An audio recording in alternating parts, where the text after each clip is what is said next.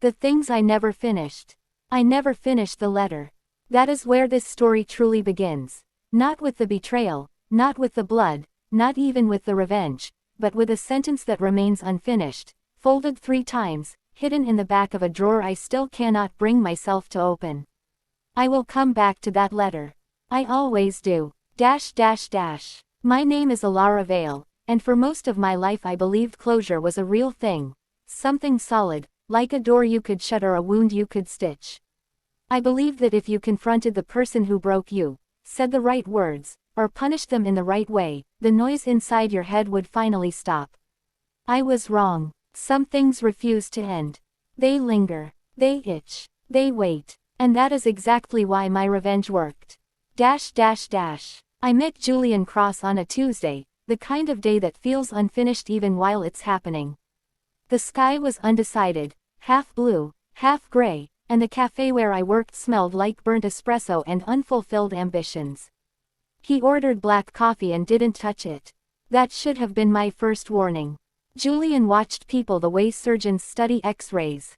Quiet, precise, curious. When he smiled, it felt like a promise that something important was about to happen, but never quite did. He asked my name. I told him. He repeated it slowly, as if committing it to a future he wasn't ready to reveal. We talked about unfinished books, half-learned languages, abandoned cities. He told me he hated endings. I laughed and said endings were my favorite part. That was my second mistake. Our relationship was built on pauses. Julian never fully explained where he went on weekends. He never finished stories about his childhood. He would start sentences like, "There's something I need to tell you," and then kiss me instead. Each time, my brain screamed for completion. Psychologists call it the Zeigarnik Effect, the mind's obsession with unfinished tasks. I didn't know the name back then. I just knew that every unanswered question tied me closer to him.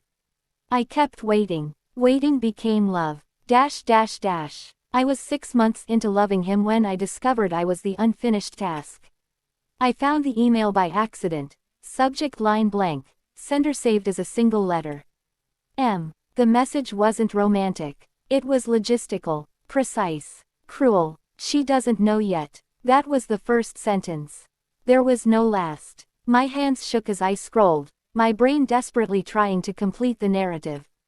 Who was she? Why didn't I know? What exactly was I not supposed to discover?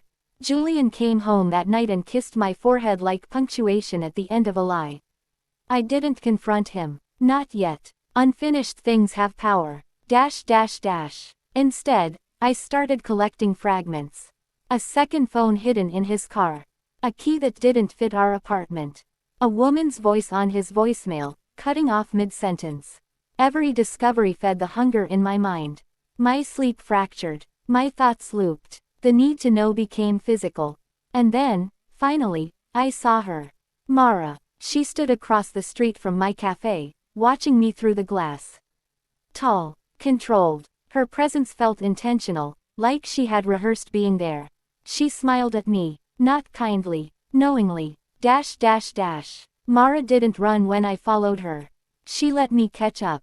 Did he tell you about me? She asked, before I could speak. I shook my head. She laughed softly. Of course not. He never finishes what he starts. Mara was Julian's partner. In business, in planning, in something far darker than love. Together, they specialized in manipulation. Careers built on exploiting psychological weaknesses. Long cons. Emotional theft. And I was his most successful project. I felt something break inside me, but not completely. Not yet. Revenge did not arrive as anger. It arrived as curiosity. I asked Mara questions I already knew the answers to. I let her leave stories half told. I let her think she was in control. That night, I started my own unfinished task. I didn't plan to destroy Julian. I planned to interrupt him. I stayed. I smiled. I pretended not to notice when he lied. Instead, I began creating gaps in his life. Small inconsistencies, unresolved conflicts, half-completed projects, doubt. I would ask him important questions right before he fell asleep. I would leave notes without explanations. I would start arguments and never finish them. His mind, once sharp, began to fray. He became obsessed, just like I had been. The letter came next. I wrote it carefully, deliberately incomplete. Julian, I know about. I stopped there. I left it on the kitchen table and went to work. When I returned, he was pale, shaking, desperate for the rest of the sentence. Finish it, he begged. I smiled. I will, I said. I never did. Mara tried to warn him. She confronted me in an alley behind the cafe, her voice sharp with fear. You don't understand what you're playing with, she said. I nodded. That's the point. She wanted an ending. I denied her one. Julian's world collapsed quietly. Clients disappeared. Deals stalled. People stopped trusting him, but no one could explain why. Unfinished rumors are far more dangerous than complete accusations. He came home one night and confessed everything. All of it. He waited for my reaction. I gave him none. Confessions mean nothing without resolution. I left before dawn. I took nothing except the letter. Years have passed since then. Julian still writes to me. Emails with subject lines like please and just tell me. I never opened them. Mara vanished. Sometimes I wonder if she is waiting for me to finish something too. I still have the letter. Sometimes I take it out and read the single, broken sentence. My mind still wants to complete it. But I don't. Because the truth is this. Revenge isn't about justice. It's about leaving a door permanently ajar in someone's mind. And some stories are far more powerful when they are never finished. I know about.